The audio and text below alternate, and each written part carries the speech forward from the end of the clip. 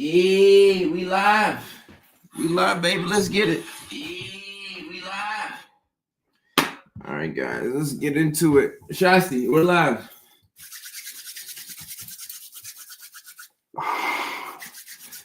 It's me, baby Shasti. What's going on, everybody? And welcome back to another episode of the Late Night Show with your host, Dr. Kojo. And we are back after a 1 week hiatus. I know it hasn't been the longest, but it feels like it's been a while. It feels like it's been a while. We have a great topic for y'all today. 3 things every neurodivergent should stop doing right now. 3 things that you should stop doing right now. That means that these are 3 things that you should have stopped yesterday, but you didn't have this information yesterday. So I understand that. It's all good. You have it now. So now that you know better, you can do better. Go ahead and like the live stream, share the live stream on your respective platforms. We are streaming live on Facebook, LinkedIn, YouTube, both my YouTube pages, Twitch, and on TikTok. So we're streaming everywhere, all across the board. And we're talking about 3 things that every neurodivergent should stop doing. Go ahead and use the comment section to let me know what your name is, if it doesn't already pop up there, and where you are checking in from. I'd like to know where my supporters are checking in from. Patrick is checking in from London. It's 2:49 GMT. I don't know what the G stands for. It's not Mountain Time. Or it might be Mountain Time, but I don't know what the G means. But it's almost 3 a.m. in London. Patrick is watching during the manic hours. Patrick, I appreciate you. Thank you for your support. We're going to take off this ring notification. Is this too much? Leilani, what's going on? She's checking in from New York City. San Francisco in the house. Greenwich Mountain Time? Is that what it means? I'm going to come see you in the H. Travis! Travis, I'm excited. If you didn't already know, Houston, Texas is the first stop on our Neurodivergent Big World Comedy Tour. We're going all across the world. I've been saying all across the country, but we are going all across the world. And I'm looking to book some shows outside of the U.S. because I got a lot of supporters. And we got Patrick in London. We got some people in Australia. So I know it's not just the U.S., but we're going to start off in the United States of America, and we're going to start off in Houston, Texas, which is one of my favorite cities in America. It's home to it's home to my favorite restaurant in the U.S. It's a restaurant called Steak 48, and I think that they have one in Chicago as well. But when I went, I was in Houston, Texas. So April the 26th, Houston, Texas. Be there or be square. Link is in the bio. The ticket sales are looking really good for Houston, so come on out. It's going to be an amazing show. All the comics in the lineup are also neurospicy because I don't have any normal friends. I mean, I'm not anti-normal, but I don't have any normal friends. I just don't. All my friends are neurospicy. So we're going to put on an amazing show in Houston, Texas on the 26th of April, and I cannot wait. I got this dog hair in my mouth. I cannot wait. Mac, what's going on? Oh, it means M. Okay. Greenwich Mean Time. Gotcha. Rachel's checking in live from Scotland. We have supporters in Scotland. Okay. Aaron on TikTok got a notification 10 minutes early. Awesome. Tierra, yeah, we have a show, Tierra. Houston in the house. Liz is checking in from Houston. Liz, I hope to see you with the show. Hopefully, maybe. Lewis, I want to get back to Chicago. I don't want to jump ahead of myself, but I'm pretty sure that we will be stopping by in Chicago this year because Chicago is my #1 comedy city in the U.S. I love Chicago. I love Chicago. Liz is going to be at the All Jokes Aside Comedy Club on the 26th of April. Shows at 8 o'clock. I know that a lot of us are neurospicy, so I probably should say the show's at 7 o'clock. So that way you get there at 7:30 and it starts at 8. Because that's how you get me to show up on time. You tell me an hour, give me the time that's like an hour and 15 minutes ahead of the actual time. So that way, when I show up 35 minutes late, I'm actually 25 minutes early. Like that's me. Adrian, a comedian from Las Vegas. Welcome to the live stream. Normal is born. Normal's born. Normal's born. And Rebecca, look, if the algorithm has blessed you with my content, that means that there's a good chance that you are neurospicy. Because my content doesn't just show up on your For You page for no reason. You are Googling things like free online autism quiz, what to do if you have ADHD, 5 signs of bipolar 2 disorder. You were Googling things like that. And TikTok and Facebook and Instagram, they knew that you were Googling these things because they know what we're searching on our phones. And the algorithm blessed you with my content. So if the content hits pretty close to home, I don't know what to say. You really might be, part of the family. You might be part of the family. And if so, come on in. This is your tribe. This is your tribe. Come on in. Come on in. Enterprise, Alabama. No, it's not asking too much. If there's a comedy club, then I'd love to come out there. I'd love to come out there. Henny on TikTok says, Neurospicy gang. Yep, that's exactly what we're doing. It's a Neurospicy gang. Brick by brick, my friend keeps sending me stuff to let me know I belong. Oh, also, if your friends are sending you reels and TikToks, and it has a lot to do with ADHD and autism and ADHD, that is a nice way of them saying that they think that you're part of the family. Because it's a little rude to go up to somebody and tell them that they should get tested for autism. You can't just go up to somebody and say, hey, I think you should get checked out for autism. That's kind of rude, right? Even if you had that thought yourself. So what people do is they'll send you a video and say, oh, this video is so funny. I think this video is hilarious. But what they're trying to say is that they think that you could be one of us. And if so, no shame. No shame. No shame. No shame. Molly, happy to have you back on the live stream.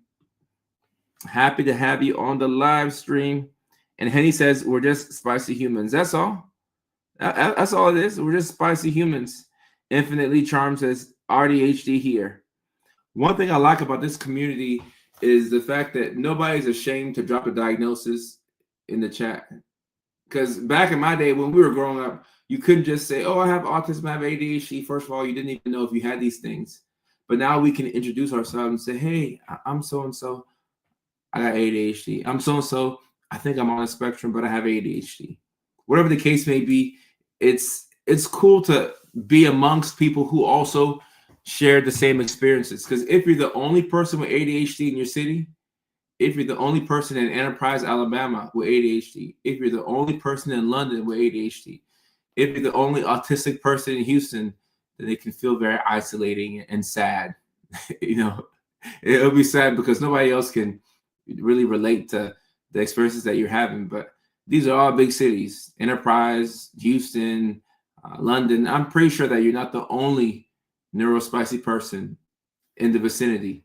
But it's just that nobody's going to admit to having these things. That's why the internet is such a beautiful place. Rebecca saying, I've been ADHD forever, but after watching your videos, ADHD feels more right. There's a lot of people who fall in this category. They have the ADHD, but they suspect that something else is going on. And if that's the case, come on, join the family. Join the autistic family. Your videos help me be okay with who I am. I share them with my neurodivergent children and students. Jennifer, thank you so much. I appreciate that. And I do my best to make the videos at a 5th grade reading level or below. So I'm trying my best to not use big words. It needs to be as simple as possible so everybody can understand what's going on. My fiance has an autistic nephew, and she said, as I have gotten older, my autistic symptoms seem to be increasing. I've never been diagnosed. I'm 40. My fiance and I have been together for 14 years. Well, Jesse, who knows us better than our loved ones? Your fiance has been with you for 14 years. So, I mean, she's seeing some things in you that, is kind of like your nephew. And the autistic symptoms seem to be increasing. It could be that you always had the autism and life just became a little harder. Because as you get older, if you don't get the help that you need, life is just going to seem harder and harder and harder and harder and harder. And that brings me to um, my talking points for tonight about the 3 things that every neurodivergent should stop doing. And April, I appreciate that. I'm very self-centered and I can be vain all the time. So I love compliments. And Montreal, we'll do our best to get out to Montreal at some point. I don't think I've ever been. But shout out to those of y'all who are in Montreal. I'm sorry that we took the Expos away from y'all. And we took them to Washington. And they won the World Series too. Matt, speaking of isolation, this is something that a lot of neurospicy individuals deal with. And I've definitely had my moments where I've been isolating. I didn't realize that I was isolating until I popped back outside and I realized that my social skills were less than ideal. They weren't where they needed to be. So sometimes we do isolate, but just know that humans need humans. And if neurotypical people or normal people are draining you out, come and find some people who are your kind. I'm not saying that we should stick to our kind, but when you have a lot of people who have shared experiences around, then you feel a little less alone. You'll feel a little less alone. Henny says, I'm recently diagnosed ADHD and it made things make so much sense. Then you came along. See, that's what the algorithm does. The algorithm comes at the right time. It comes at the right time. And people say, I get this all the time. People say, well, man, if I saw your content a couple years ago, it would have made such a difference. Well, a couple of years ago, you weren't in a place where you could really appreciate the content. You weren't in a spot where you could really take it all in and soak it all in and know what I'm talking about. But now life has kind of kicked you, in the behind, and things have been hard for you and you've been struggling to relate to people. So now when you see the content, it makes so much more sense. You really, really gravitate towards it and it makes things make all the sense in the world. So I have 3 things tonight that every neurodivergent should stop doing. All right. And look, Joe 9, let me say it before I get to my talking points. Just because other people are neurospicy doesn't mean that you won't get annoyed by them. Keep in mind, autism is a spectrum. ADHD is also a spectrum as well. So you can have somebody who's hyperactive who pisses off somebody who's, inattentive. So just because you have the same condition doesn't mean that it affects you in the same way. And Leah, so I have told the comics that I want to do my best to have a brand of clean comedy. Okay. So if a bad word comes out every now and then from the comics, like they're working on making their act clean. If a bad word comes out, then I apologize, but I want the comedy to be clean because I want kids to hear my jokes. I want middle schoolers. I want elementary school kids to hear my jokes. I want my nephews and nieces to hear my jokes. So in order to do clean comedy, it is important to watch what you say on a day-to-day basis because how you speak is how you also do comedy. So if I'm having, road rage, which I don't normally have, but if I'm a little bit upset and I have a couple of choice words for people, if I don't filter myself, then those words will come out. So it's something that we're all working on because the cussing, we want to keep that at a minimum, hopefully not even have it in the shows at all because we want the kids to come. If you want the kids to come, I want the kids to come. All right.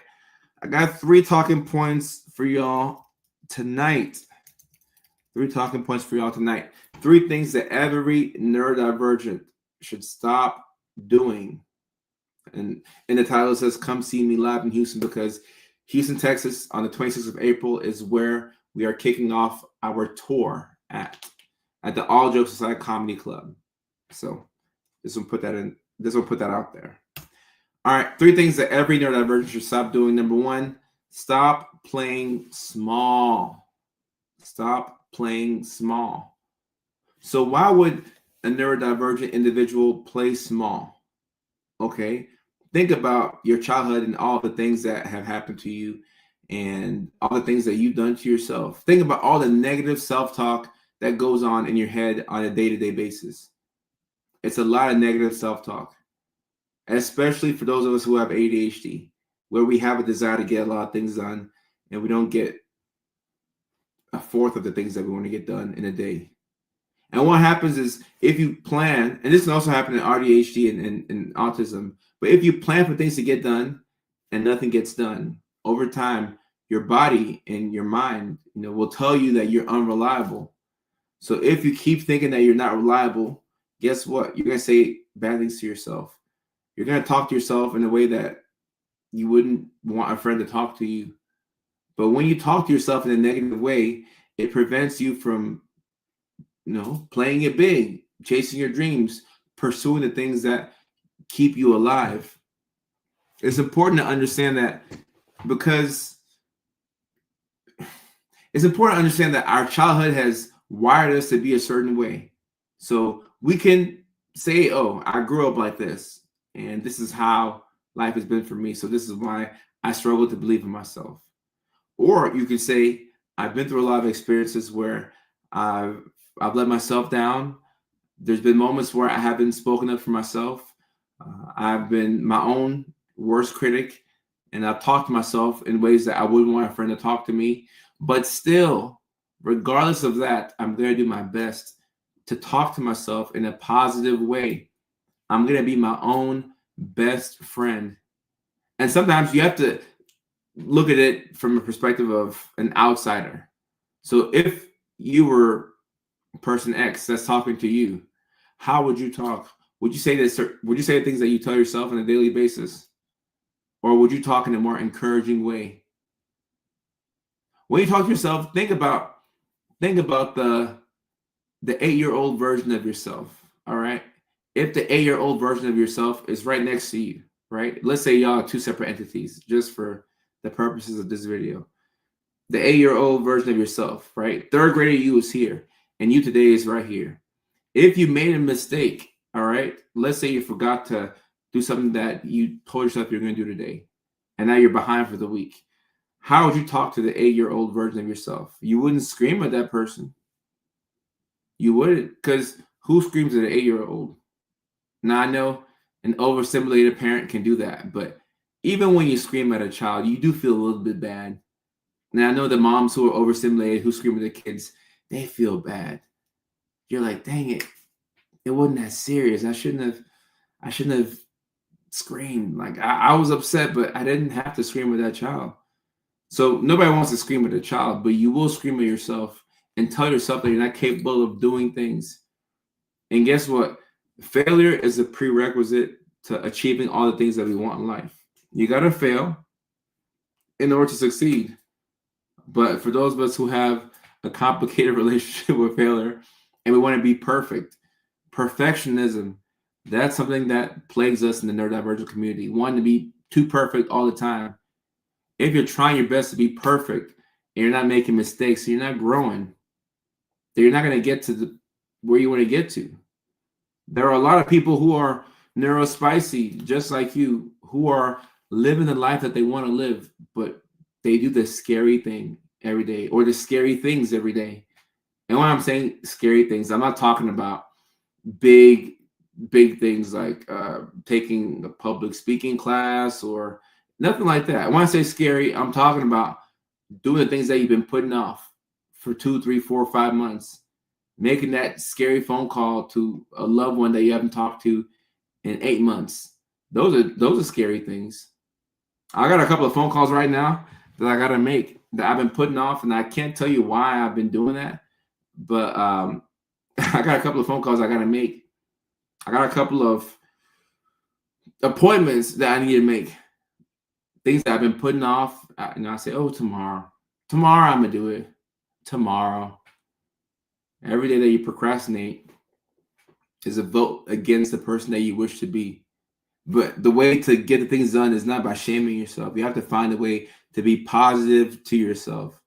And it sounds so cliche, because if you're talking to yourself in a very kind and loving way, you're gonna be like, this is crazy. Like, I'm a grown up. I should be talking to myself like a kid.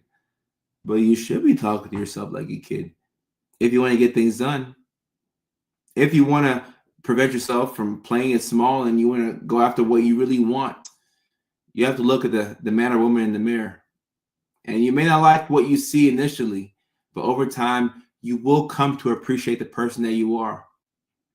And in sports, there's a saying that a lot of teams will say, or you'll hear from coaches or people in the front office. They'll say, winning solves everything. And it's true. You can have a team that has won 0 games 1 year and they have all kinds of issues. The next year, if they make the playoffs, guess what? Nobody is upset because they won. So the same way that winning solves everything in sports, in the neurodivergent world, doing solves everything. Doing solves everything. Today, I was feeling so good. I was driving in the car, the sun was out, and I was feeling great. And the reason why I felt great is because I got 7 hours of sleep last night. I woke up, caught my flight on time. I got to the airport an hour and a half early. I never get anywhere early. I've never even seen what early looks like, but I got to the airport early. The work that I would normally avoid until noon, I did it. It was all done by 8 o'clock, 9 o'clock.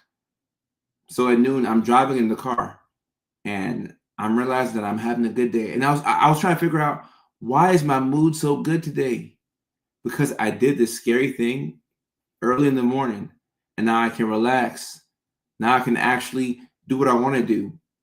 I've had a good day today because I did this scary thing early in the morning. And when you do, like I said, doing solves everything. When you do, your confidence rises. And when your confidence rises, you now give yourself the permission to play it big. So the things that you're avoiding right now, I'm sure we could write down 3 things that we're avoiding right now: conversations, appointments, people. But the things that you're avoiding right now, the closer you get to doing these things, your confidence is going to shoot through the roof. Doing solves everything.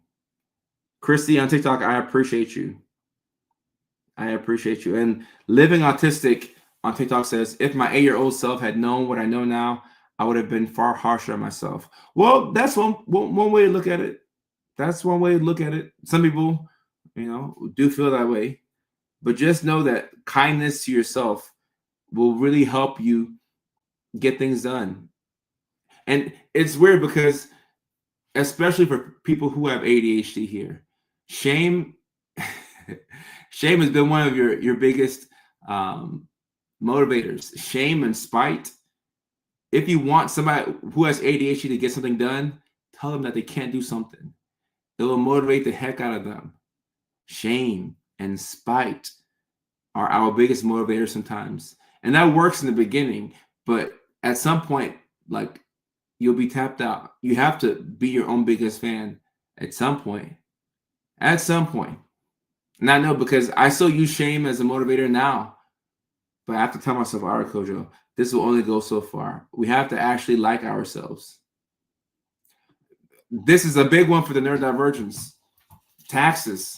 I can relate to this one personally. Avoid my taxes as if the IRS is just going to forget about me. No, the IRS ain't going to forget about me. The state of California ain't going to forget about me. They're going to want their money. So we have until mid-April this year, guys. And depending on what state you live in, there may be extensions. But these taxes, even though you can file them 3 years late, it's best to just get it out of the way. Because the longer you wait, the bigger the monster becomes. The monster becomes scarier and scarier and scarier. So don't postpone this one, please. I'm talking to myself too. I'm talking to myself. Oh, Mandy, if I pay for it, it gets done. If I do it yourself, it doesn't just pay. Yeah. Right. I'm assuming you're talking about the taxes. But when we put money behind things, things will get done. And that's one way that I use that to get things done myself. When I pour a significant amount of money into something, oh, best believe that thing will get done. If I pour money into an expensive gym membership, I'm going to go to the gym. If I pour money into anything, I will do it because I don't want to waste the money. But if I spend like $2 on it, I'm like, oh, whatever. I don't care. So sometimes we can spend money on something to help us get things done. So if the shoe fits, guys, if it works for you, it works for you. Save for student loans. Whatever you're avoiding, guys, same for student loans. Same for student loans. My accountant wants an Excel sheet. Oh my gosh.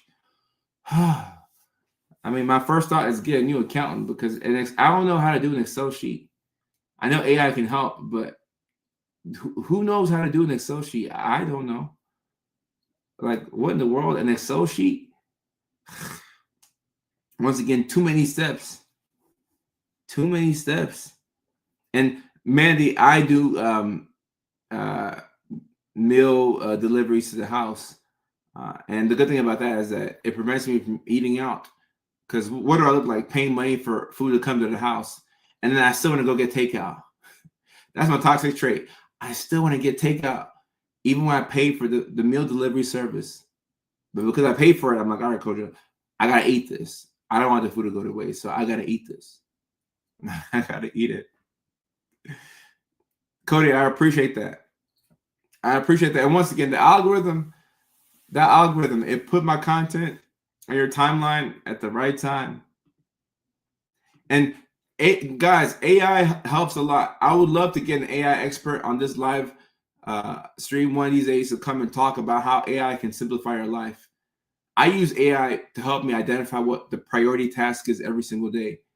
And I'll ask AI sometimes, hey, AI, I want to do this today and that today and this today and that today. Am I doing the most? And AI will say, well, these tasks take this amount of time. And you say you wanted to go to bed at this time. So we need to identify one priority and do that one thing. And I said, oh, okay, thank you. Thank you very much. Because I wait. Well, actually, the night before is when I make the plans. The night before is when I get overly ambitious and I say, I'm going to do this tomorrow. I'm going to do this tomorrow. I'm going to do that. And after that, we'll transition to this thing. But then I wake up in the morning and I'm like, nah, I'm good. I'm good. I don't want to do it. I don't want to do it. And that's the problem. Night me is different from the morning me. And I just don't want to do it. I use Gemini. Gemini has been very helpful. Yavas, how are you? And speaking of the AI tools that I use ChatGPT. I use Gemini. I just started using Claude. I use Claude, and that's all for now. But I would love to know more AI tools I could use to help me out. What's my diagnosis? All of them. ADHD, depression, potentially autism, and I could have a couple more. I could have a couple more. I use Grok as well. I forgot about Grok. I use Grok more than Claude. I like Grok a lot. And the lines is all of the above. The second, OpenClaw. I need to check out OpenClaw. Okay. The second thing that every neurodivergent should stop doing is over explaining yourself. And before I get to that, Edgar, I appreciate that. My church nephew, he's doing a little bit better now. He's still on life support, so prayers and well wishes will be appreciated. Thank you for asking that question, Edgar. I appreciate that. I caught that, so thank you so much. The second thing every neurodivergent should stop doing is over explaining yourself. All right. It's funny how when people are talking to us, we want people to be concise and straight to the point. Give me what you're going to give me and don't give me any extra words. Straight like that. But then when we're talking to people, we have a tendency to over explain ourselves. And this can happen for a couple of different reasons. It could be because of people pleasing. It could be because we feel as if people don't understand us and we have to give extra information so that way we are sure that they understand us. But sometimes doing that confuses them even more. But learning how to say things and wait for people to ask questions before you explain again is a skill that all of us can work on. It may not happen overnight, but we can work on this. There's no need to over explain ourselves, especially when it comes to things like boundaries. Because if you're over explaining yourself constantly when it comes to boundaries, people aren't listening to what you're saying, or people are breaking those boundaries and you're deciding to stick around. Because if you tell people they don't want something or that something bothers you and they continue to do it, oh no, we got a problem. We got a problem. Like, this is not going to work out. We got a problem. We got a problem. I over explain so much. And it is a communication issue. Oh, I know I'm over explaining when I start tearing up. I think that this is something that I see a lot with people who are on the spectrum. And this is everybody. Actually, yeah. From those who are high functioning, level 1 to level 3. Because autism means that the way you communicate is different from other people. So because of that, you have to get some type of external help. So when you talk in a certain way and other people communicate in a different way, and you're not sure if people are getting you, the likelihood that you will try to over-explain is pretty high. But the over-explanations can confuse people even more. It's funny how that works. The over-explanation was done to help people understand you more. But the more words that you gave them, the more confused they became. The struggle between over-explaining and under-explaining and feeling cold. Well, sometimes the under-explanation gets the job done. It depends. Sometimes the under-explanation will get the job done. And it doesn't apply to every single scenario, but fewer words can help people understand you. But then that takes a skill. You have to learn the skill of brevity, how to be more concise. This is a skill, and I don't think every neurotypical person is good at this. It takes some work. It takes work to learn how to get your point across in as few words as possible. And sometimes we'll over-explain and then we'll give somebody a story on top of that. Or sometimes we'll do this thing, I do this a lot, where I'll ask somebody a question, but instead of giving them a chance to answer the question, I give them more context clues because I want to be sure that you understand my question. So I ask you a question, but instead of pausing, I'm asking you more questions. I'm giving you more information. The whole time, the other person could have been answering the question that I asked them. These are small communication things, small for lack of a better word, but it really trips you up. You can become very frustrated just by talking to somebody and not being on the same page as them. It's tough. It's tough. Trish, yes, it could confuse people. And sometimes we have no awareness of the fact that people don't know what we're talking about. And this is one thing that I've seen with stand-up comedy. When I'm working out material and I'm at an open mic, or maybe I'm trying out something at a show that I've never tried before, I'll say something and then I'll look at people's faces and I can tell that they don't know what I'm talking about. And it can be embarrassing, but that's my exposure therapy. That's how I become better with rejection. I'll say something and then people are just looking at me like, and you can tell when people are trying to be nice, but they don't know what you're talking about. They'll go like this. They'll be shaking their head like this, but their facial expression says, I don't know where you're going with this, buddy. And it forces me to backtrack and then figure out, okay, all right, this is where I lost them. Okay, how can I do better next time? How can I get my point across in a way that people know what I'm trying to say? Communication is very hard, and words are difficult. I don't think we realize how difficult it is to just to talk to people. And the way you talk to your friends and family is completely different from how you talk to a stranger, because your friends and family have context into who you are. So certain things don't have to be said. You can just look, you can give your brother, your sister, your spouse, your boyfriend, your girlfriend, you can give them a look and they know exactly what you're thinking. A stranger doesn't know who you are. So that doesn't work. You have to figure out how to convey your message without using that look. Maybe you can use a look, but you have to let them know, because they're confused. They don't know what you're talking about. They have no idea. They have no idea what you're talking about.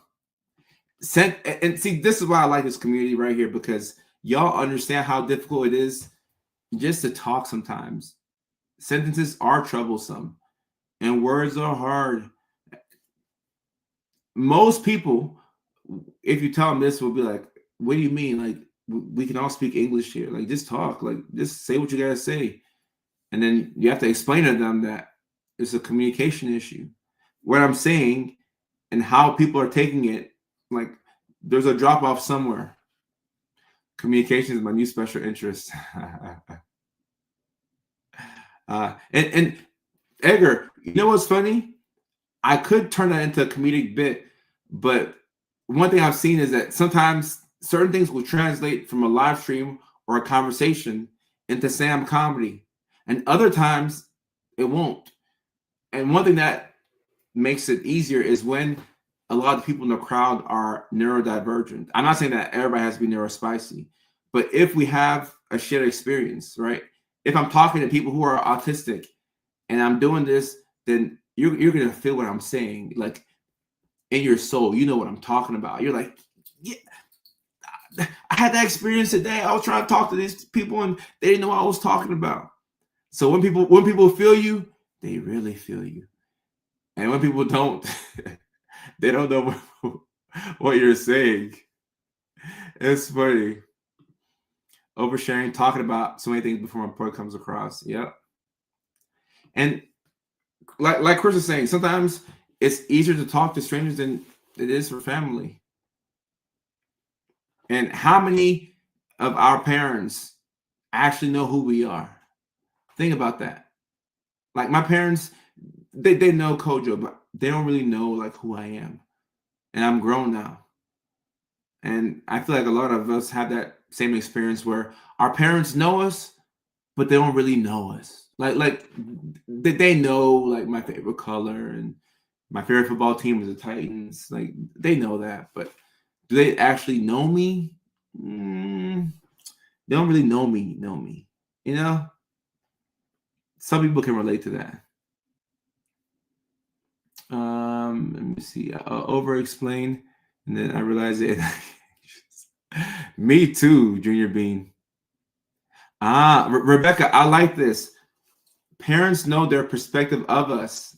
Yeah. And yeah, a lot of people know the masked version. And sometimes you mask around your parents. Sometimes you mask around your parents because there's a lot of judgment there.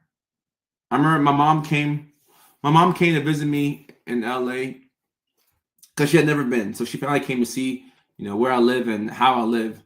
And she found a lighter on the bed. And she was like, why do you have a lighter? Are you still smoking? And I'm like, nah. But the real answer is every now and then, when I'm cleaning out my room and I see, a hidden 3.5, I'm like, oh, I don't want to waste it.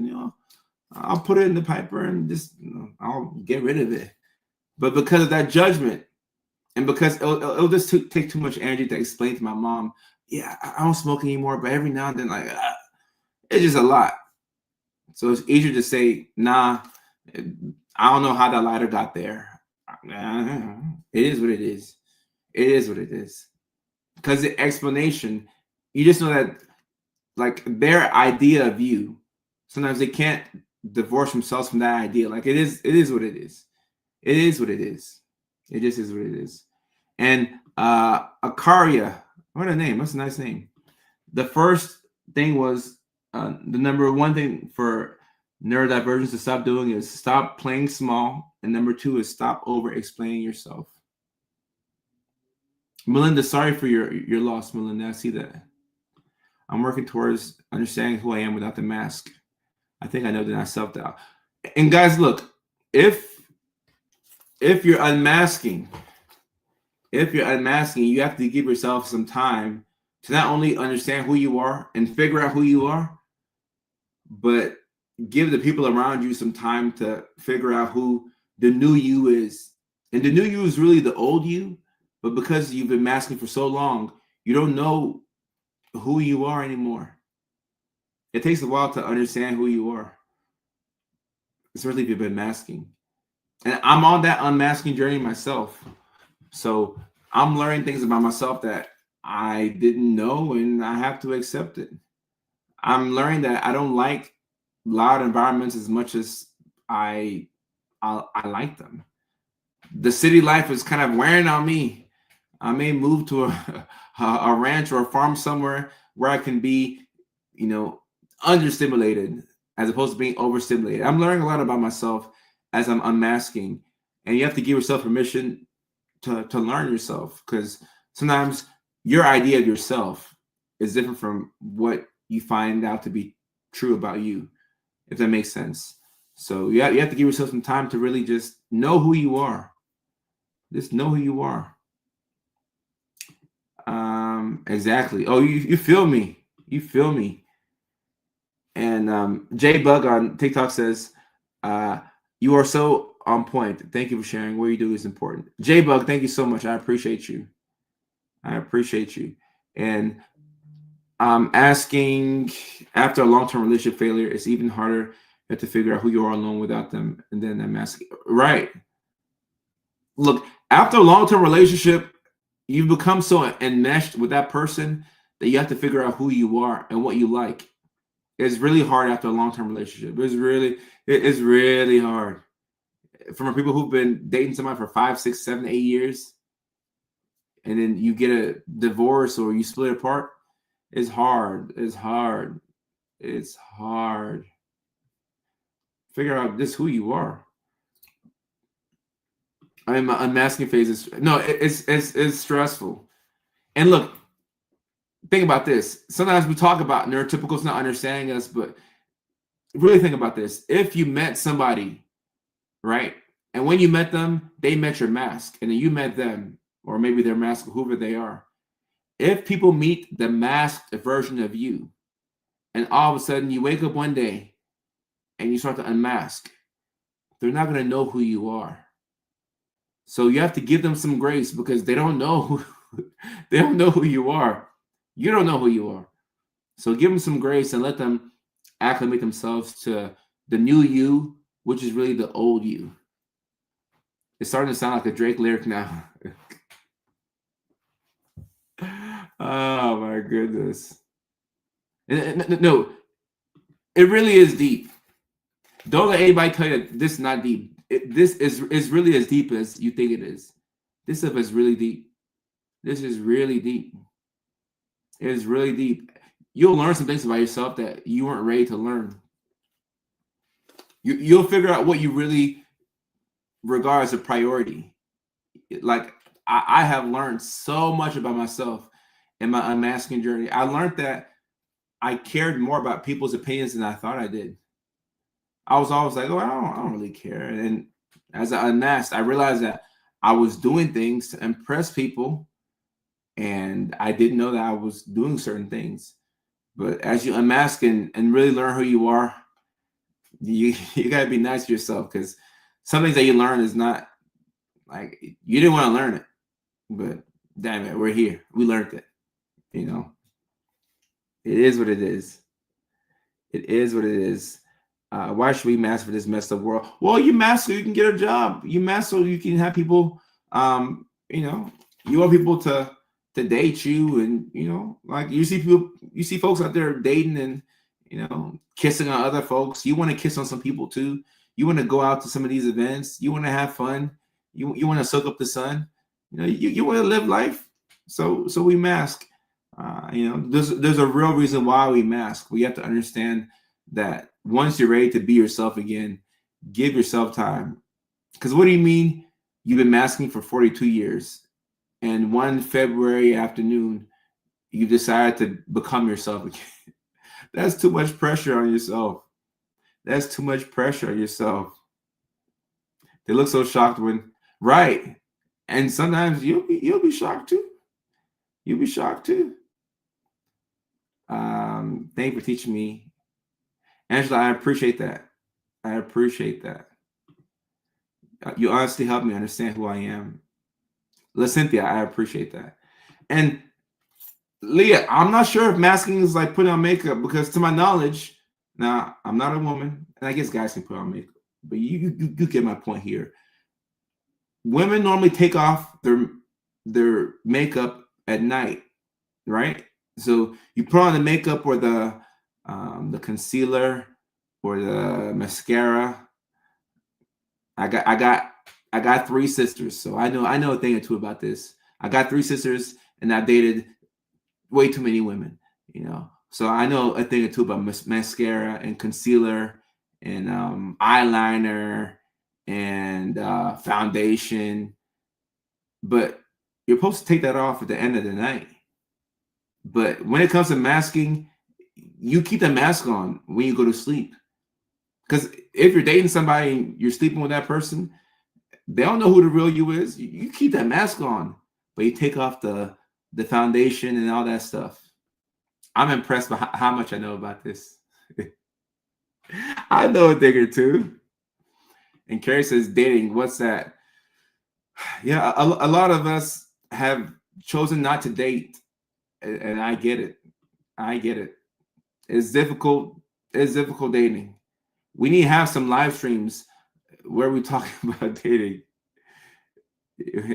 Show TikTok fans some love. All right. I'm gonna keep a better eye on the TikTokers. It's like putting a costume on. The makeup comes off when we're safe, just like the mask. This is funny right here. This is funny right here. Oh man. And it is time for a water break. No dating. So are y'all just not dating? Done dating. Okay, all right. I want. Okay, I'm seeing a pattern here. Let me go get some water, and I got a tickle as well. Dang, are all y'all done dating? Mickey Ficky. Hold that thought while I go pee. We overshare over here, so I'm gonna go pee. Quick number 1 and get some water. And Tomatoes on TikTok is saying no dating, too overstimulating. And MS on TikTok says, I'm dating, but it's not gonna last. I promise. What do you mean? Oh, Mickey Ficky. All right. Hold that thought. Yeah, boy, I gotta go pee and get some water. Hold down for me, Zoe. Take over the live stream. Hold it down for your boy.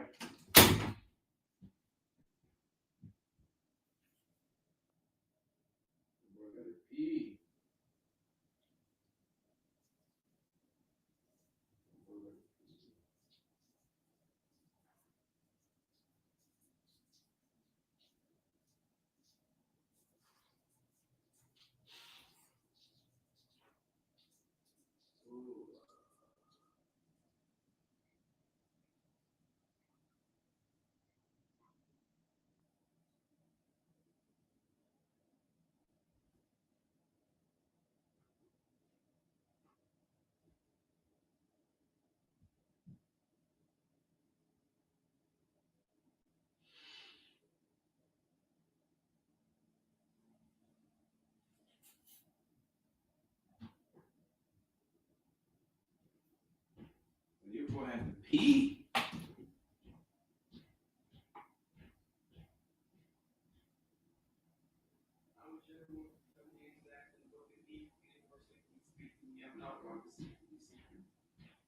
Close doors. All right, I'm back. I went ahead and peed And I did not flush the toilet, since some of y'all don't like. Even I don't like the way that sound when you flush a toilet. I don't really like the sound myself. So you wash your hands. I did a little quick rinse. I did a quick rinse. not no full washing of your hands, because you're supposed to wash it for 20 seconds and sing happy birthday. And I didn't do that. Facts. Big cheers. Time for the water break.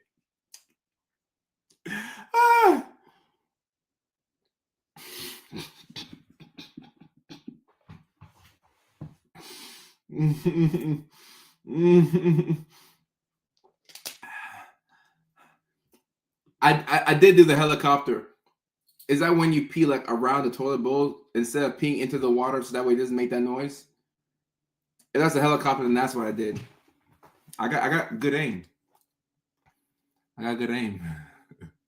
Please don't over-explain.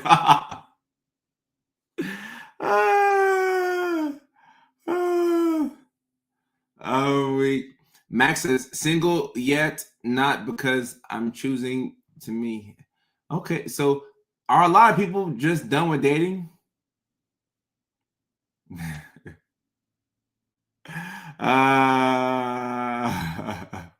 40 seconds. Nah, that's just too long. That's too long. 20 seconds. I did me a little 3-second, and I only wash my right hand. Because I only use my right hand. But I don't over-explain. Am I the only one who just really washes my right hand? Okay. All right. I know I'm not the only one who just washes the right hand after they pee. It can't just be me. Tomatoes is saying dating is a monthly subscription and it's canceled. Oh, wow. Liv says I had to end it. Even canceled the trip to Turks. Oh, my goodness. Oh, wow. Best way to avoid dating is to say that you're married when you're actually. I don't know what the helicopter means. Gotcha. All right. Gotcha. I was going to tell you everything. Like, I was going to tell you like how it would be, all right. I think social media has changed the way people connect. It's not the same as meeting in person. I do agree with that. I was done with dating and tripped and fell into a relationship. Buddy, congratulations. I don't understand dating. That makes 10 of us, including me. I'm done with bothering, even trying to make friends anymore. Making friends is hard. I've been thinking about how to make friends. It's hard. It's hard. It's hard. I feel like I don't date other people until I can date myself in a healthy way. Respect, Sylvia. Respect, Sylvia. Oh, you have to know about the hand washer. You don't want to know. I only wash one hand because I only use one hand. I got good aim. I don't even need that much assistance. I could probably even pee without hands, honestly. I'm in love with love. Oh, wow. But just feel satisfied with the progress of other people's relationships. I took a year off dating. Oh, wow. Okay. Shout out to people that hate the way the toilet sounds when it flushes. That's me over here. I don't understand flirting, dress impressed. Understand when someone's flirting with me. Well, Leah, good thing you found your partner. Good thing. Because these streets out here is. What do you use to wash water? I didn't use soap. I just use water. I ain't gonna lie. Just a little bit of water. I was done. Was gonna be a crazy chicken lady. Then I randomly found my first ever healthy relationship.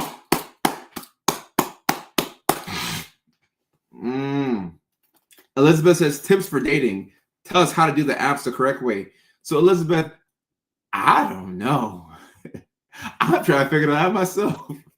I'm not the expert in dating. I'm trying to figure it out myself. I don't know. I don't use the apps first and foremost, so I don't know how the apps would work. Let me see. I used the apps one time in 2019 after a breakup, and honestly, I was just on the apps to hook up. I ain't gonna lie to y'all. I'm gonna just keep it a buck. I'm like, I'm looking for fun time, fun time. Not long time, just fun time. But I did meet some people that I thought I could maybe date. But I mean, I deleted the apps after like 6 weeks, 2 months. I wasn't on the apps for long. So if you're on the apps and you see my face, it's not Kojo, it's Cujo, and he will bite you. So be careful. But some people have found their person off the apps. I couldn't give you too much advice about the apps. All I say is just be careful. Meet in the daytime, meet in broad daylight. Just be careful. Just be careful. Yeah. That's exactly what I am. Guilty as charged. Sometimes people say things in the street. I'm like, okay, yeah, you're right. You're right. All guys on apps want is fun time. Well, guess what? All guys want off the apps is also fun time. Like that's how that's how we were wired. But if you find somebody who wants fun time and something deeper, I think that's the key right there. And deeper. Yeah. I gotta use soap. I gotta use soap. Being a virgin helps you be fun. I agree. Jim Carrey, Martin Lawrence, like, I wish I had a dating coach. I think that's a waste of money, honestly. Don't use apps. Crazy people on apps. Well, I'm crazy. I'm not on the apps. I'm married, but prefer my independence. Thankfully, my partner enjoys his alone time as well. That's also very important, to find somebody who enjoys alone time as well. I hate those sneezes where it's coming and it doesn't come. It's like I'm holding on hostage until I actually sneeze. I'm like,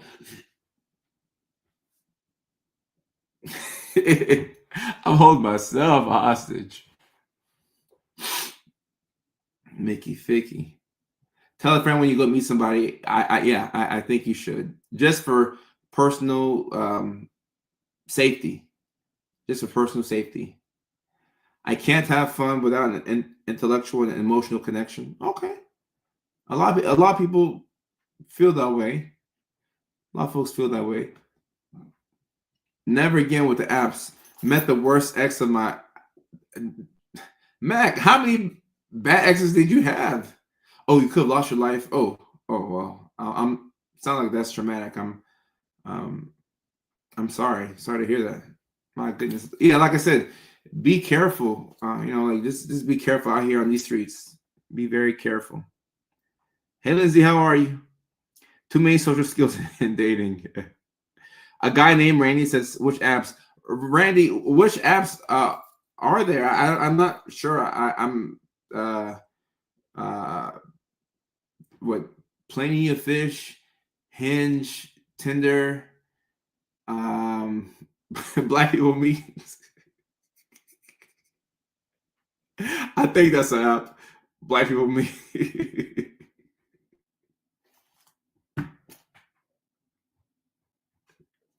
I don't know. I don't know if I find that funny. Oh, Lizzie, I'm good. I'm good. Just a lot of traveling. So I'll be able to stay put in one place for a little bit, and that's cool. Lots of people meet on Facebook date section. Oh, okay. Shout out to Facebook dating. I'm not sure how that works, but I'm a big fan of Facebook. So, no, I'm in tune with what the different apps are. I just don't know I wouldn't know what to do. Like if I downloaded the apps today, my profile photo will be me going like this. Like I don't know how it would work. I'm probably like this.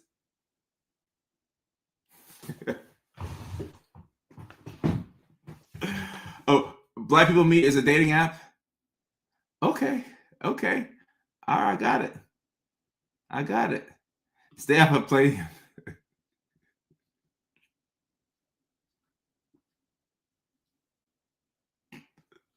uh,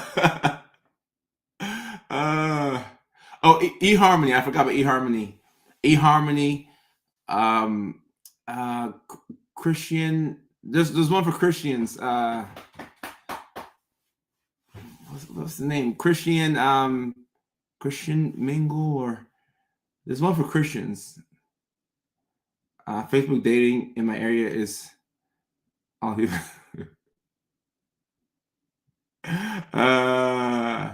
Facebook dating is interesting. Okay.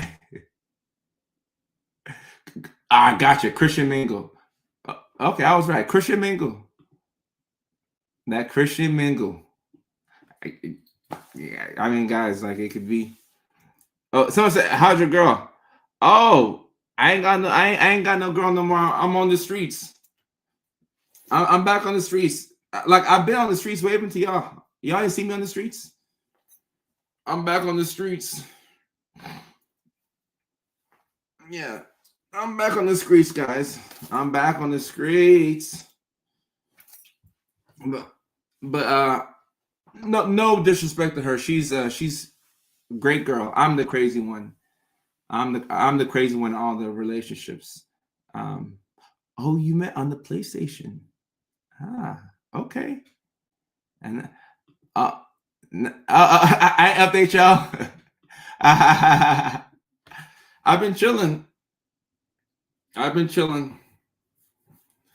Angela, I'm chilling right now. I'm chill. Oh, Tomato says, "Welcome back. We missed you."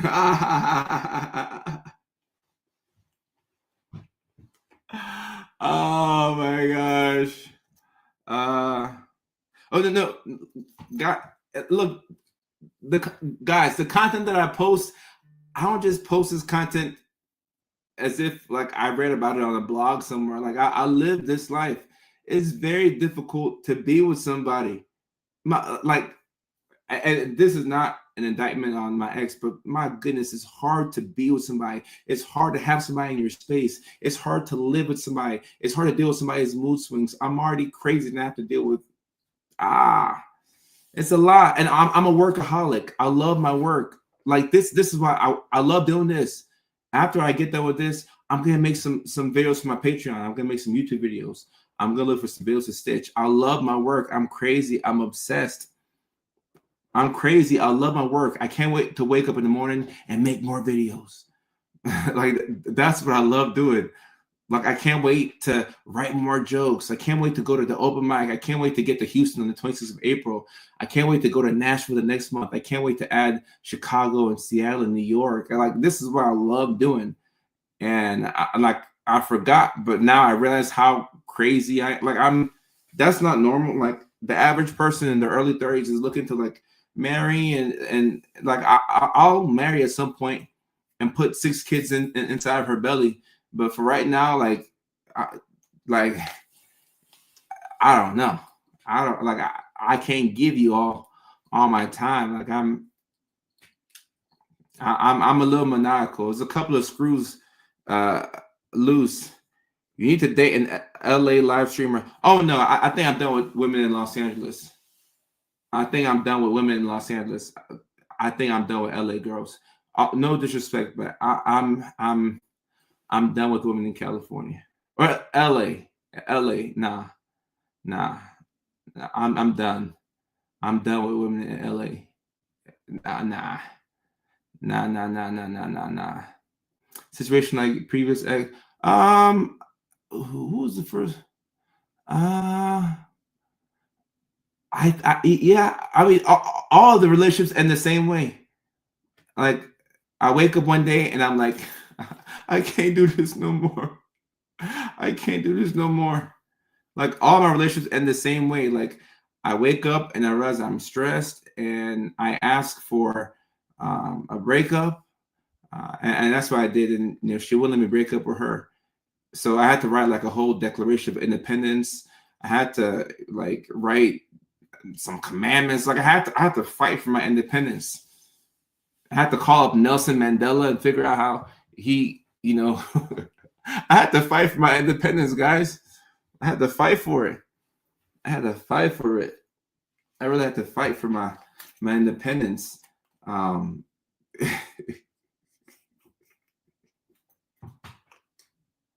oh man, but one wonderful girl, one wonderful.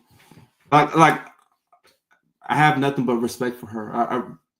Great, great. I'm a better person because I met her. So I don't have a negative dating experience. It's just me. Like people wonder what work it takes to have almost 6 million followers and 100 million monthly views on social media. It takes everything. It takes everything. Like I don't know if people think that it looks easy, but it takes a lot of work. A lot goes into this, and it's probably more than I should be doing.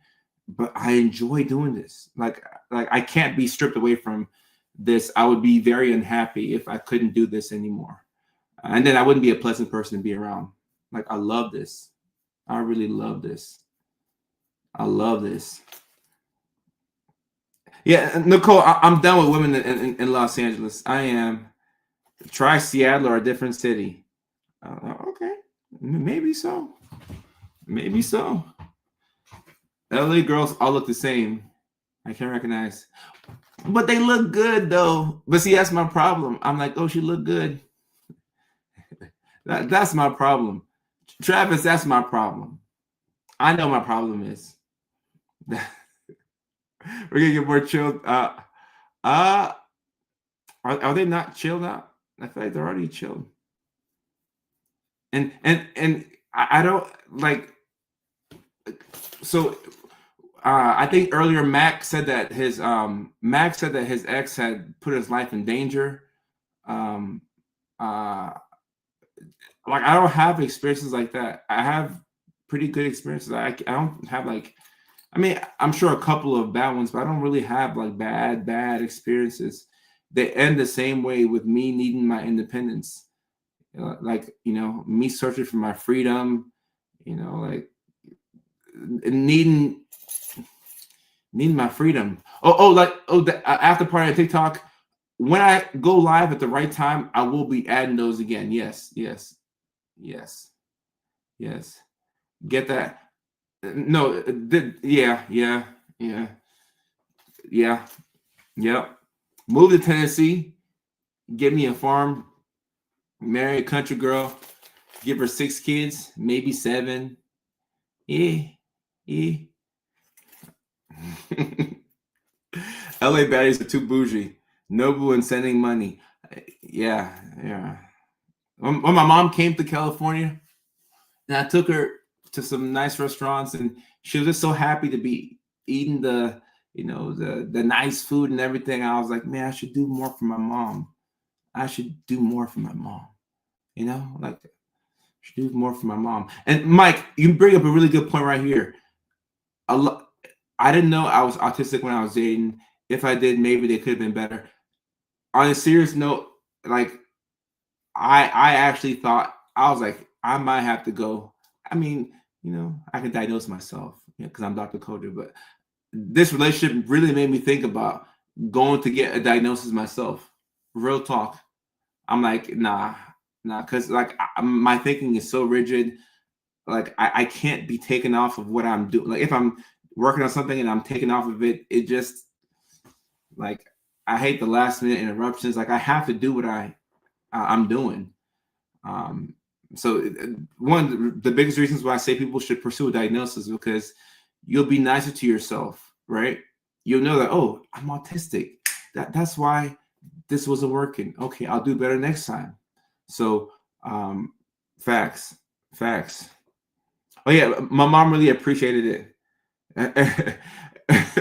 And I remember my mom, we pull up at the restaurant, Bakari Sherman Oaks, right?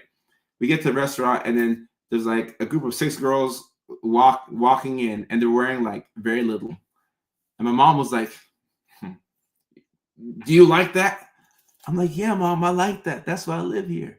I like that. That's why I'm living here. I like how they dress. I like how they look. That's what's wrong with me. Matt, have you diagnosed me? Perfect. Perfect. Matt, I'm guilty as charged. Matt, you make a good point. You make a good point. You make a good point. When people ask me if they should get diagnosed or not, I'm like, would it matter? Would it make a difference? Because it can be expensive. It can be expensive. Matt, you make a good point. Matt, you make a really good point. Really good point. Hey, take a photo of this. Oh, Matt, I love you, man. I'm weak. I'm weak. Welcome to the other side of the family. People who are artistic already know. Yeah, no, and I've suspected, you know, I've suspected. I like that candy. Yeah, I do, but see, as I've been unmasking, I've been realizing that I just need me a girl that's good for my nervous system. Like I said, move to the middle of nowhere, Tennessee. We're gonna have 6, 7 kids. And one thing that I told myself was that I don't want kids with more than one woman. I don't know if that means anything to y'all, but it's just something that, like, my dad had kids by 2 different women, and that's not like a lot. I mean, I've seen people with more, but I want to have kids with just one woman. I don't like drama. Like, I want simple life. So if I put one baby in you, I'm putting 6 more. She's gonna have to run away. She's like, no. Oh, Leilani, we'll go for 1 hour and 30. And oh yeah, we went on a whole tangent. Let me we went on a whole different tangent. Thank you for bringing me back on track, guys, because I really like number 3. I like number 3. No, 7 kids is a lot. Like, I'm asking for a lot. I know. It's a lot. And how do you experience autism as a guy? Curious, I'm in a relationship with one. Well, Saint, I'll tell you, a lot of mood swings, and I'm writing out all the 3 points for people who maybe missed 1 and 2. A lot of mood swings. What else? A lot of mood swings. A lot of rigid thinking, black and white thinking. A lot of arguments from feeling like you're misunderstood. A lot of changing your mind on certain things. I'm just giving you what my experience has been. Did you see that much? I should look at the research. Lindsay, what research? What research? And Stephanie says, undiagnosed RDA, she's the most at home I've felt with myself in 42 years. No diagnosis required. Stephanie, I feel the same exact way. Now, I do have the ADHD diagnosis, but, like, some people don't need that official diagnosis. I take our prazolam from my nervous system, everyday rapid thoughts. You can talk to multiple people. Matt, coach me up. Matt, coach me up. Coach me up. Having to get on medications. I did have to get on more medications. And I'm not going to say that that's because of my ex. No, I won't put that on her. But I did have to get on more medications. So I'm like, no, the pill box is getting bigger. This is how my grandma ended up with 25 pills. No. Here are the 3 things once again. Number 1, stop playing small. Number 2, stop over-explaining yourself. And number 3, stop going out of your way to avoid rejection. And when I say stop going out of your way to avoid rejection, I'm talking about the things that we do to self-sabotage because we don't want to feel rejection. So a lot of us have a complicated relationship with rejection, and we'll do anything to avoid it. You rejection and you just don't mix. It's like oil and water. And the funny thing is that rejection is a part of success. You have to be rejected sometimes. You have to go through some failure in order to get to where you want to get to. But because of how bad it feels to be rejected, it takes you back to when you were a kid and you have to deal with those uncomfortable emotions. So because of that, you go out of your way to avoid rejection. But if you go out of your way to avoid rejection, you also inadvertently self-sabotage, and you go out of your way to avoid success because you're not failing forward. So we have a very complicated relationship with rejection. And if you want to not be rejected, just stay in the house. Like, you can stay in the house and don't talk to anybody. And whether it's dating or whether it's going up for jobs or whether you're trying to make friends or whether you're working on an app, whatever it is, if you just stay at home and you don't interact with people, you won't be rejected. That's the good news. But the bad news is that you won't find your tribe. You won't find your people. And when you're home, you have a lot of inside thoughts. That's a fast track to being depressed. You got to really watch out for inside thoughts. When you have those thoughts, those self-sabotaging thoughts, and you feel bad about yourself, it's good to go outside. Even if you go in the backyard and take off your shoes and you just walk so that your feet can feel the grass, that will get the job done. Just don't spend so much time inside the house. You can't outthink your way of a mental problem. You have to do something that you haven't done. So that thing could involve you being rejected. And that could really suck, guys. Like, rejection doesn't feel good for any of us. But on the other side of rejection is the life that you actually want. So be careful about going out of your way to avoid rejection. We need to interact with people. We have to leave the house. We've got to leave the house, guys. We have to leave the house. Carrie, masking is a part of this. When you over-explain, that could be a part of you trying to keep the mask up. Going out of your way to avoid rejection, that could be because you don't want to feel the emotions. When you unmask, that's when you start to feel things for real, for real. One thing that you'll see when you try to unmask initially could be substance use. Because, like, if you're used to doing things high, then you don't deal with a lot of negative emotions because you're high or you're drunk, you're tipsy. Like, you don't have to deal with that. But when you go cold turkey or you're on your sobriety journey, now we have to actually feel what we're feeling. That's the hard part. You can't run away from it. We got to feel what we've been avoiding. You can't run away from it. Mike.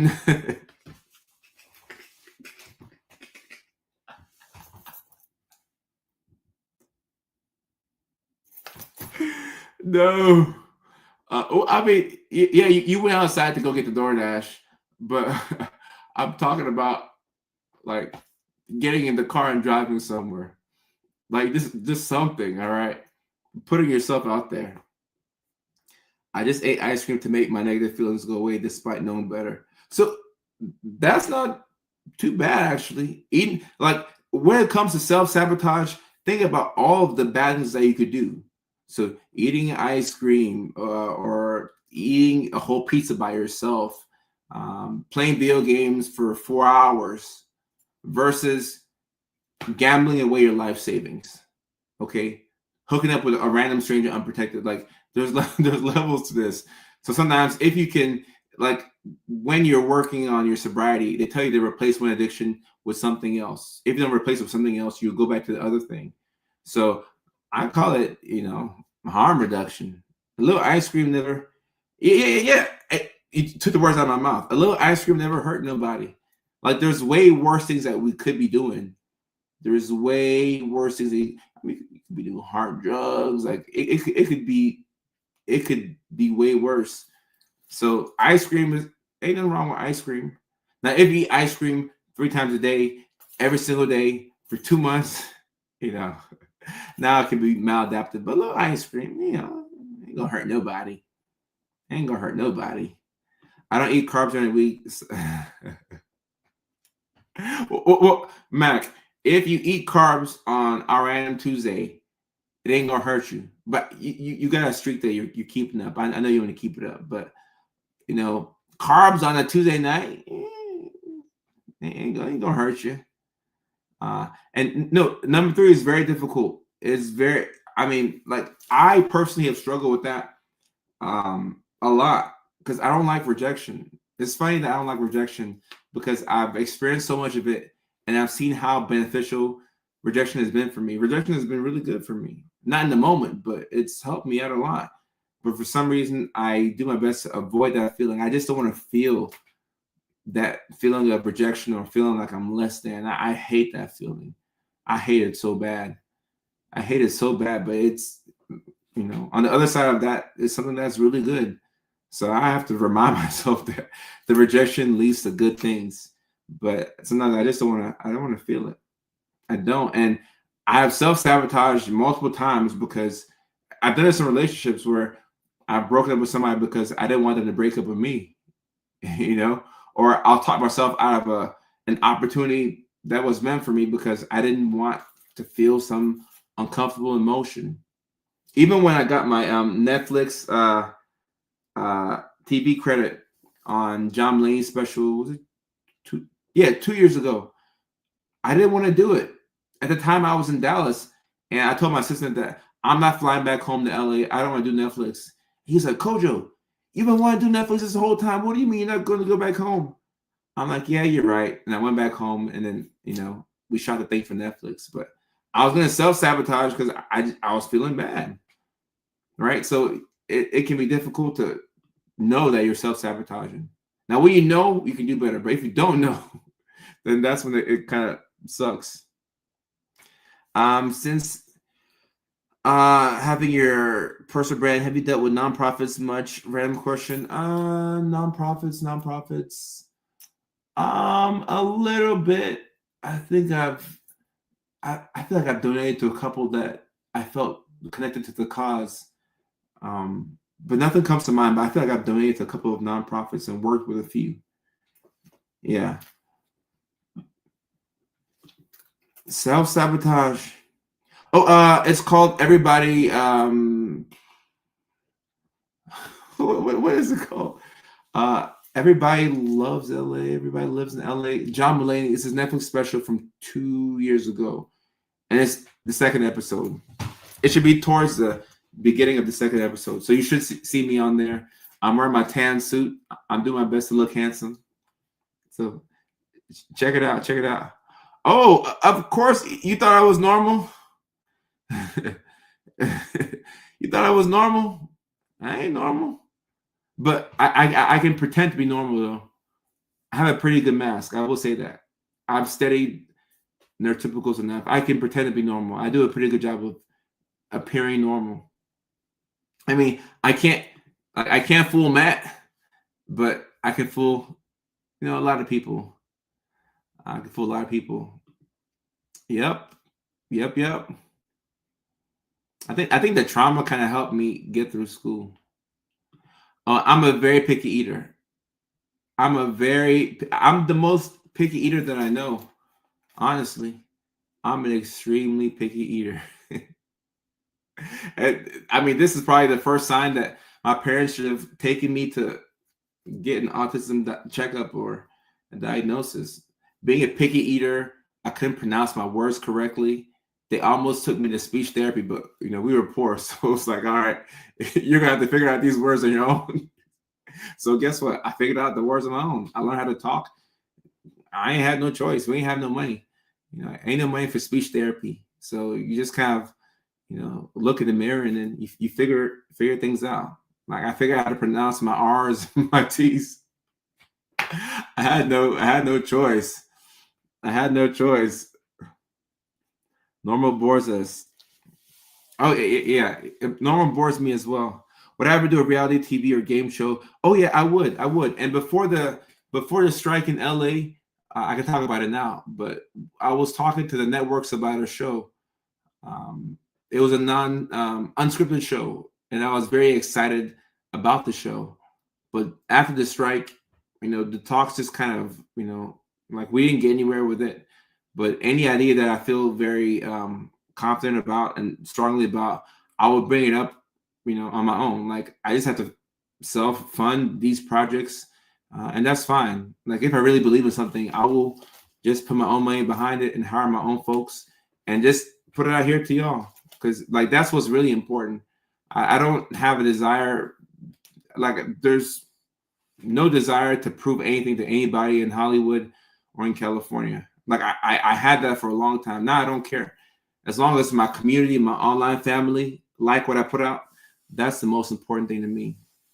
So I still can't pronounce my R's. Second grade speech. I couldn't say. I couldn't say girl, so I'll replace it with the word female. I mean, I was able to say girls, even if I said it as goals. You know, goals, goals have cooties, goals. I think I'm a nice person, Ms. Bailey. I think I'm nice. And y'all freeze up talking to people about things you're comfortable. I do this every now and then. Yeah, I do this every now and then. I don't know why. Speech therapy, being a picky eater. Yeah, I'm sure there's more.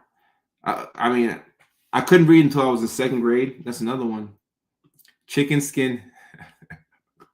I'm the same way. I don't like chicken skin. DNP, doctorate of nursing practice, specialty in psychiatry. Burnout from unmasking. Whenever I'm burnt out, I just kind of hide out in my room and I play video games for like a week or two, and then I pop back out and I try and pick up where I left off at. But I still want some type of social interaction, like even just going to the gym or going to the grocery store so I can talk to somebody. My husband and I struggle our marriage because his issues clash with my issues. Look, for those people out there who are neurodivergent and you're in relationships where the other person could be neurospicy or neurotypical, but your issues clash with their issues, I'm telling you guys, it's hard. It's hard. And that was part of the reason why I put in my official petition for my independence in my last relationship, because I was becoming a jerk. I feel like I was becoming an asshole, and I'm not. That's not who I am. But I needed to breathe. You know, I'm a free bird. I like, you know, I needed to breathe, and in a way, I feel like maybe I let her down, but it was an amicable split, and she knows that I tried. So I was able to get my independence. Yeah, Lindsay, at one point I would say I was chasing stats, because you get to California, you see the bright lights and you see the billboards, and I've been on billboards before, and you know, you want to get back on those billboards, but the highs, like that's the one thing about LA that it's still hard for me to wrap my head around. The highs are so high, but the lows are so low, and there's no amount of you know, women or drugs or money that can fix it. Like the lows are just so low, and it's the worst place to be depressed at, because you know, I'm on the West Coast by myself. I don't have family out here. Like the lows just get so low, and I can't do that anymore. As I'm getting older, I can't do that whole roller coaster. No, like if you like me, cool. If you don't like me, that's fine. But I will not tap dance for anybody. I won't pretend to be something to get a TV show or a Netflix. No, like I'm going direct to consumer. I'm putting my own money behind what I believe in, and I'm going straight to consumer. I'm putting it out for y'all. So as long as y'all rock with it, I'm rocking with it. But I can't do that emotional roller coaster anymore. It's just too much. It's too much. Too much for me. Can you have Catherine, good question, because yes, you can. You can have a learning disability and autism. Great question. But just because you have autism doesn't mean that you have a learning disability. I hope I'm not confusing you here. Does that make sense? So you can have both, but just because you have one doesn't mean that you have the other. Yeah, good question. Good question. Right. I got almost 3 million followers on TikTok. We're going to get to 2.9 soon. We're at 1.9 million on Facebook. We'll be at 2 million on Facebook shortly. We're at 600 something thousand on Instagram. We'll get to 1 million on Instagram this year. I hope to get to 500,000 on YouTube this year. Within the next 2-3 months, we should be at 6 million followers. So, like, I go direct to consumer, and that's why I appreciate y'all so much. Like, it doesn't take a lot of energy for me to come on these live streams. Now, it takes energy for me to actually like walk here and like click the buttons. But the live stream is easy for me. The emails are hard for me. The tabs that I have open, the emails I have to review, that's hard for me. But these live streams, nah. Making content, nah. Like I'm obsessed with this, and I feel like it's it's both ways. Like, y'all appreciate me as well, so I'm obsessed with this. How do you decide you want to be direct to consumer? Because I was waiting in LA. Like, I was waiting for an opportunity to pop up, not realizing that I'm Dr. Coder, damn it. Like, I'm the best in the world at what I do. Like, what do you mean I'm waiting for somebody to give me a show? I hire people to make content all the time. I could put my own money behind an idea, which is what I've been doing. And I've been way happier since I've been doing that. Like, I'm way happier just putting my money behind ideas that I believe in. And when I make a video and people really connect with it, that's the best feeling, because I'm like, yes, like I felt this too. So if you felt this, then we're in sync. That's what I really care about. Right. And it's all making the brand better. So, I mean, if somebody in Hollywood wants to come along and, add on to what I'm doing, sure. But I'm not waiting for nobody. And I may even like turn down what, different things. Like, these are my people right here. These are my folks right here. I didn't have any accommodations in university. Like, do you want the real answer? I was able to finish because I had to. Because if I didn't graduate school, like, poverty was waiting for me. And I grew up poor, and I just couldn't do it. I couldn't do it. Like, I had no option. Like, my accommodations were poverty. Like, not wanting to ask my dad for $5 or $10. Back in the day, I could stretch $10 a whole week. Believe it or not. It sounds crazy, but I could stretch $10 a whole week, or at least from Monday to Thursday. Like, I could make it stretch. Nowadays, you can't really do that. You can't really do that, but back in 2011, you could. Twitch is good. I also live stream to Twitch as well. Yeah, we're streaming to Twitch as well. Yep. So these should be on my Twitch too. Promise Cross, I appreciate you. Oh, Trish, no, I'm not playing it small at all. I'm not playing it small at all. When I believe in something, I go all out. Like, we're gonna go to Houston. We're gonna have our crew there. It's gonna be a great show in Houston. We're gonna bring people to record not only the performers but also the audience as well. Like, it's gonna be a special night on the 26th of April. It's gonna be a special night. And then the next month in Nashville, that's gonna be a great night too. That's my hometown, and I'm getting to perform in front of family members, and online family. Oh man, it's gonna be dope. Leilani, I appreciate that.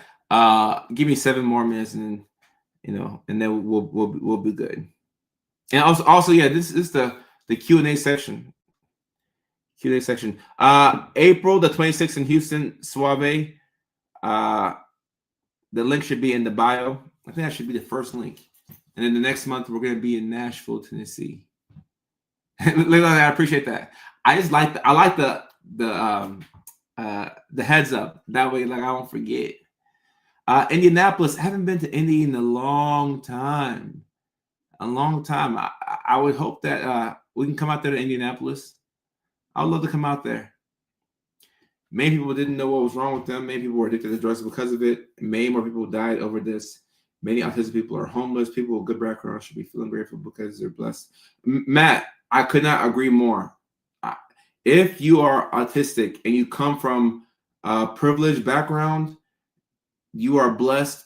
Don't make anybody don't let anybody make you feel bad for it. Because I've seen people try and shame other people because their parents had money. Like, how does that make any sense? You're gonna shame me because my parents like were able to give me, a good financial, upbringing and advantage. No, like I didn't have that, but I don't make people feel bad because they had a financial advantage. Because if you're neurodivergent, you kind of need a financial advantage because you're already behind the eight ball as it is. You're more liable to be homeless. You're more liable to, struggle to keep a job. You're more liable to become an addict. So if you have some type of a financial background or heads up, oh no, you take that and don't let anybody make you feel bad about that. You take that. You take that. Your videos are why I know I have ADHD. I relate to that so much. Rebecca, me too. Me too. Me too.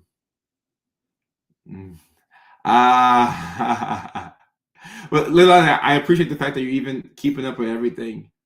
Why am I coming to Canada? I was in Vancouver a couple months ago. And that was just a random pop-up. Like I just popped up in Vancouver. I messaged the club and I said, hey, I'm going on tour. The tour starts off in Houston. And this is last year. Like last year I got burnt out. So I had to postpone all the dates. And last year, the tour, we would have started off in Houston, which is why I wanted to start off in Houston this year. Cause I just felt like, I disappointed y'all. I ran out of gas. I felt like I let the people down. So I'm like, guys, I can't do it now. I'm out of energy.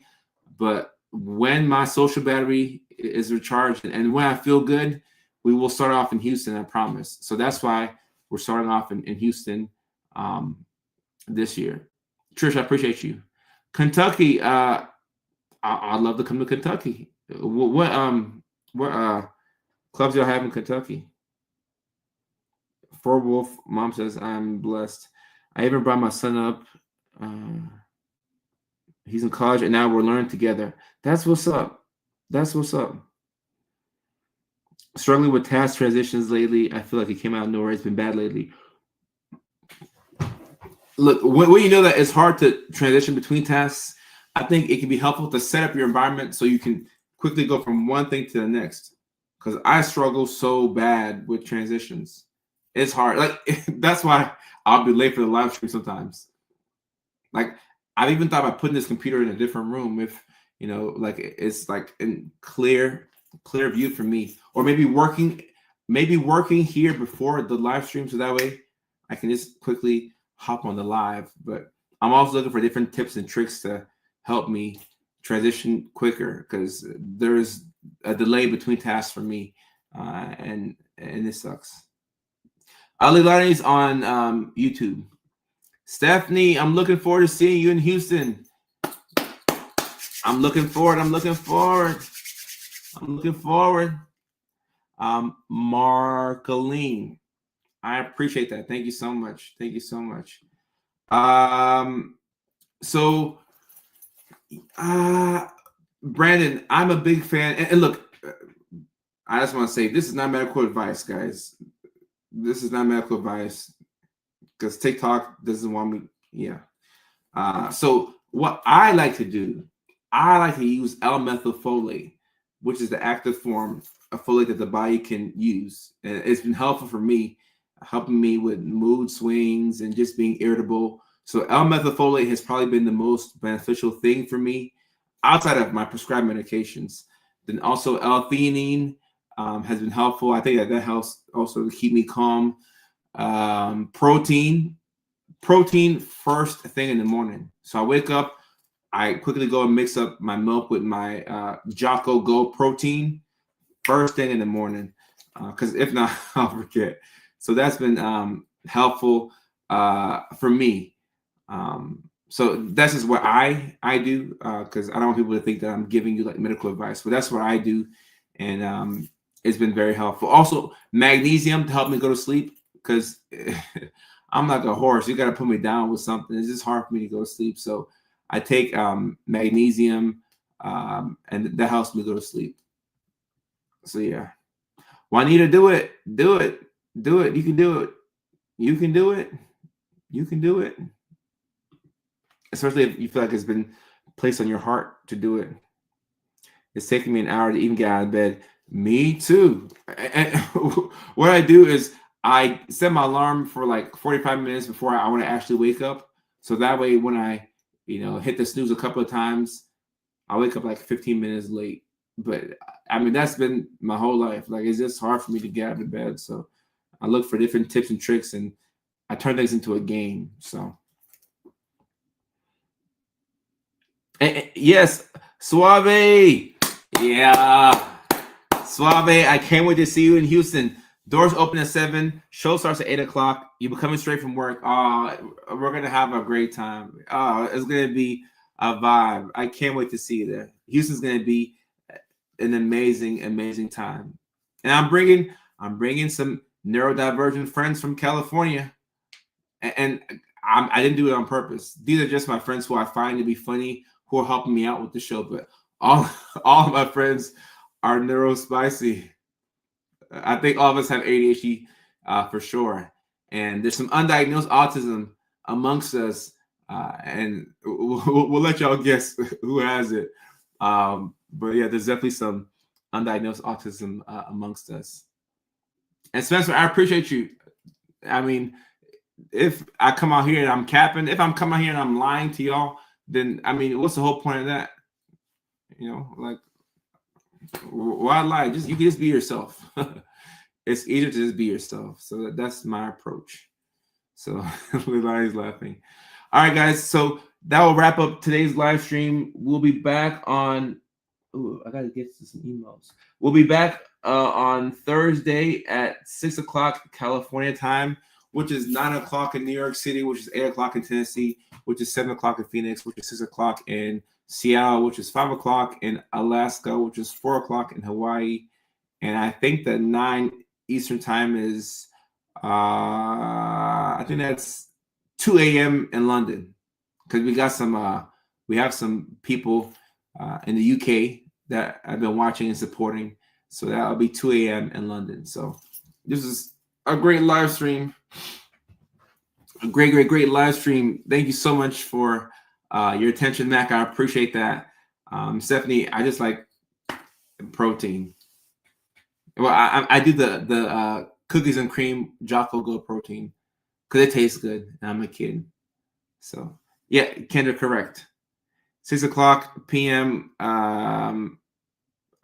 No, 6 PST.